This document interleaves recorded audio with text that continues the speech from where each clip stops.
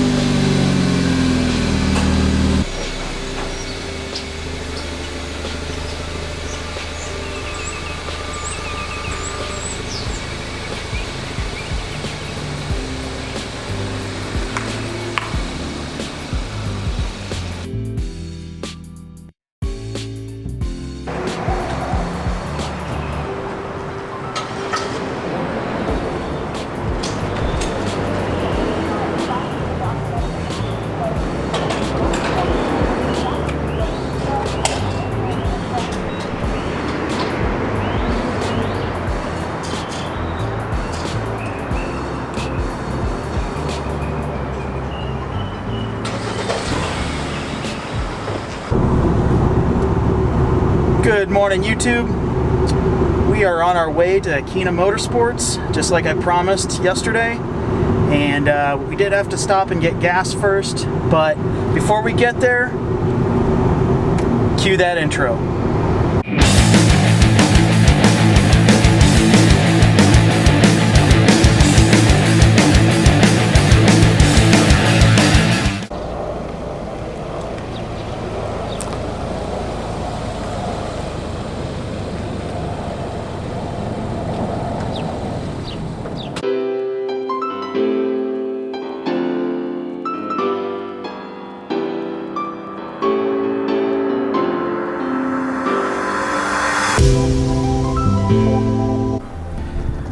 What's up, guys? So finally here at Akina Motorsportz, and this, say hello to the 2JZ. Now this particular example is a non-turbo VVTi. Here's the VVTi right there. I'm showing you guys this one because it was already out here on the pallet and it's kind of easy to show. Basically, the way an engine works is you have a long block, which there's a couple of components that make up the long block. You have the cylinder head, which is on top. You have the short block, which is this part here, and they are mated kind of right here. And there's a head gasket in between them that kind of seals everything together. Let's go inside so I can show you what the inside of one of these looks like. So this here is what's called a crankshaft. This is what rotates inside the bottom part of that engine, the block, and these are where the rods attach right here.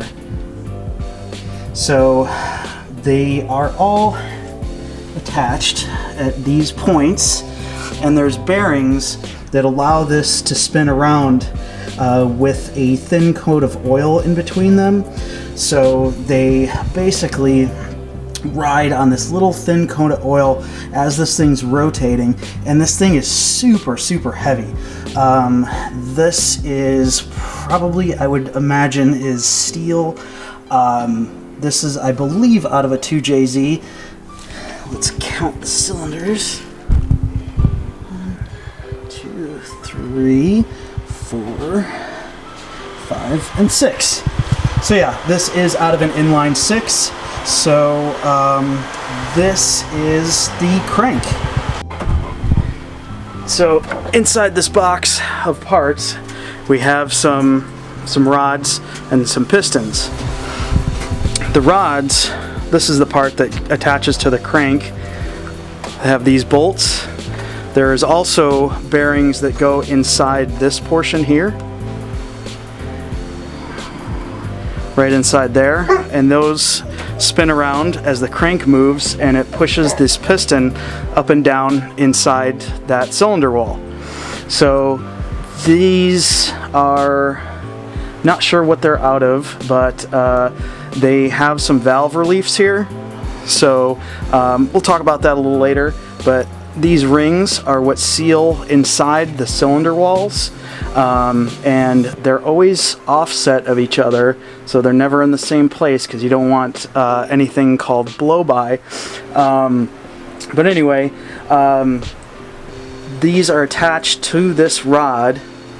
Let me put this down here.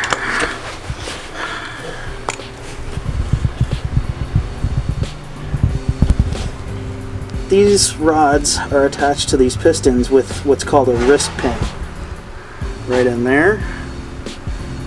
And I believe these are OEM rods for something. They are not aftermarket.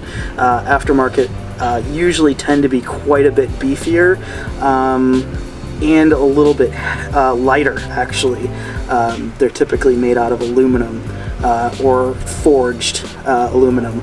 So anyway, let's go over to the whiteboard and we will talk about how this all works inside of an engine. Hey guys, we're over at the whiteboard and I wanted to show you a little diagram about how the internals of an engine works and how the 4-stroke cycle on an internal combustion engine works in each one of the strokes. So here we go. So on an internal combustion engine, you basically have 4 strokes.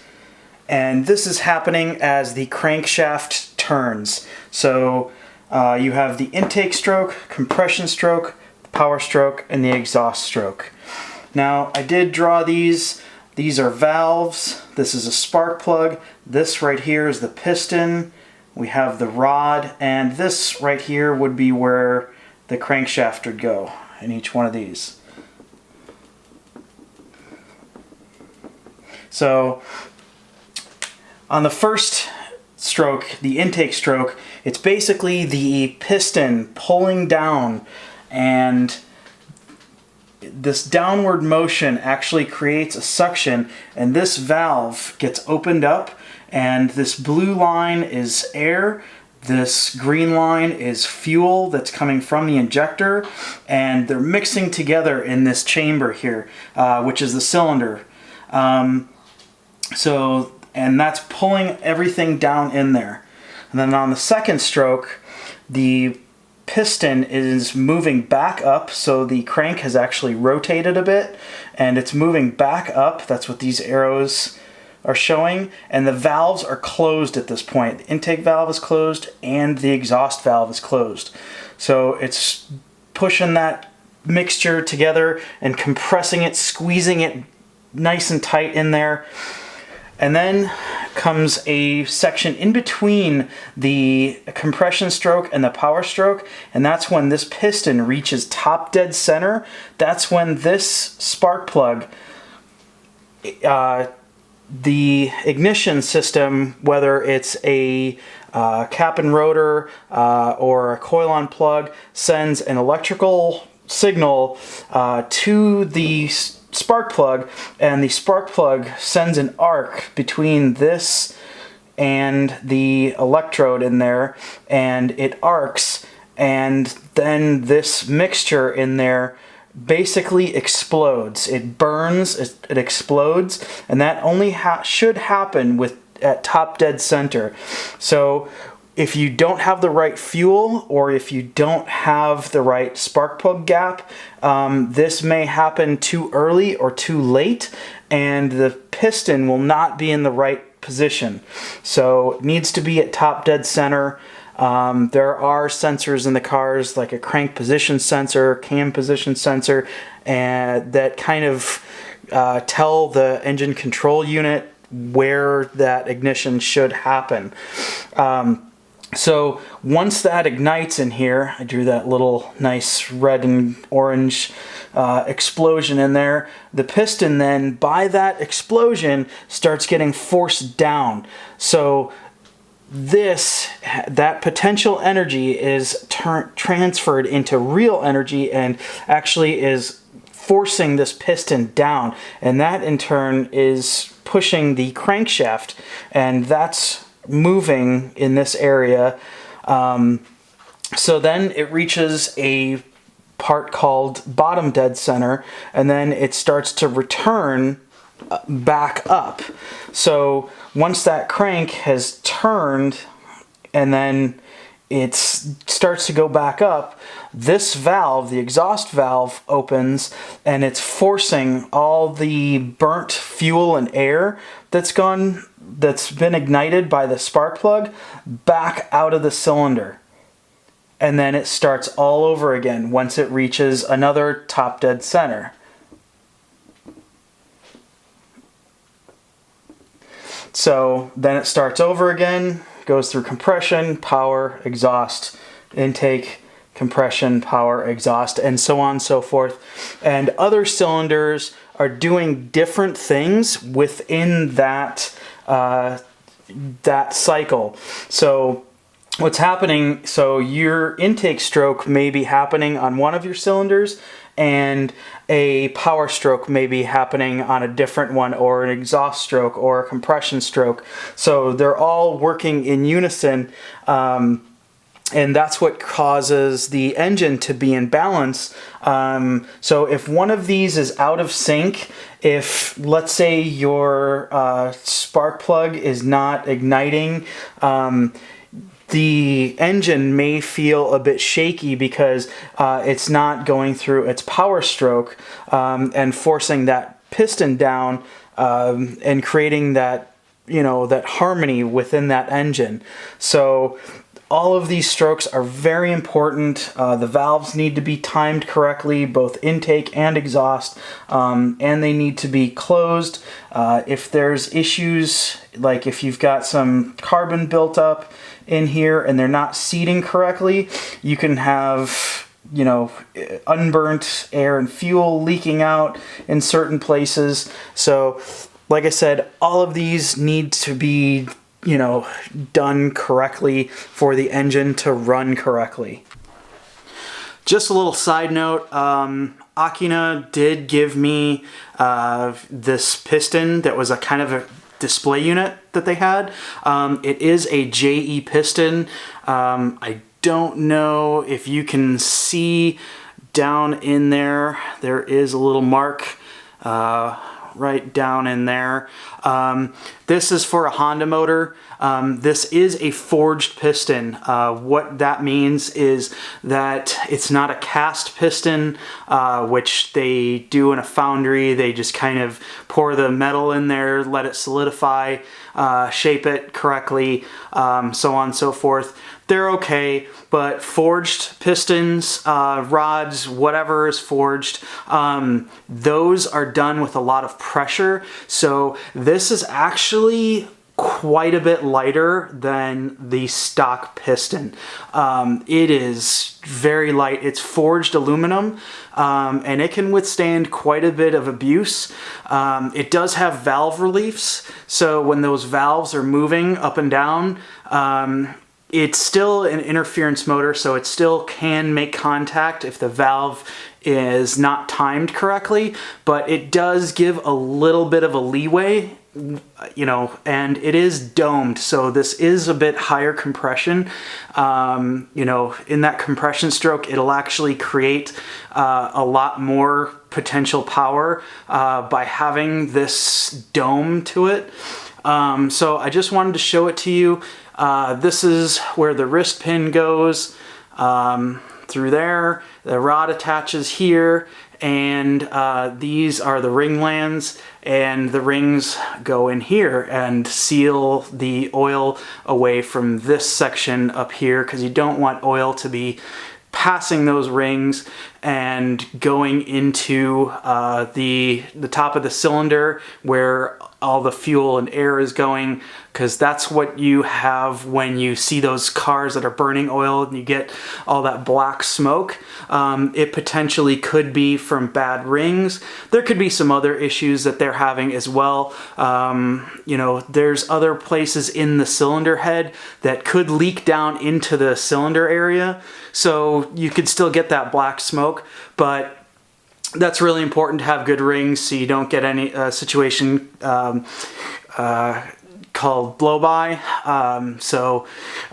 Yeah, so just wanted to show this to you guys. By the way, for those of you that saw yesterday's video that didn't get a close-up of this shelf, they do have some really cool stuff here. We've got a pretty gigantic Borg-Warner turbo. You got a little domo sitting inside how that turbo. Shows you kind of how big it is. If you're wondering what that noise is, got a couple of shop dogs.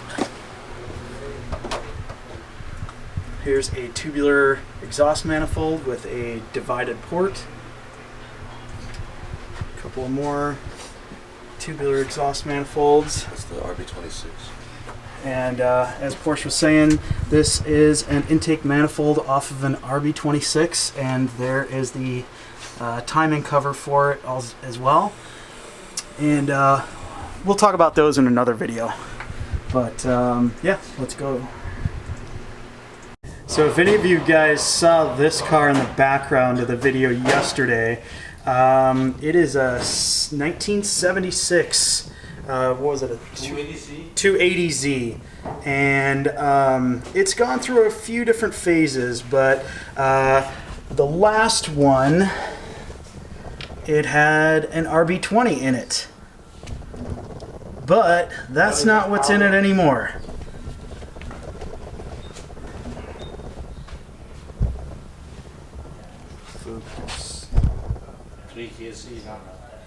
Now it's a 2JZ.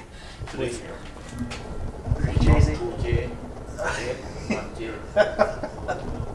So, and it's got a very large turbo on it. HKS cam gears, or what look to be HKS, and a sheet metal intake manifold, along with a decent size intercooler and an oil cooler. The car actually runs. He just needs to finish up the brakes, a little bit of body work, and the interior still needs some addressing, but this light of a car with that is going to be a monster. Well, that wraps it up for today from Akina Motorsportz. Thanks guys for joining me today. Hope you learned something, and I will see you at the next video. Subscribe.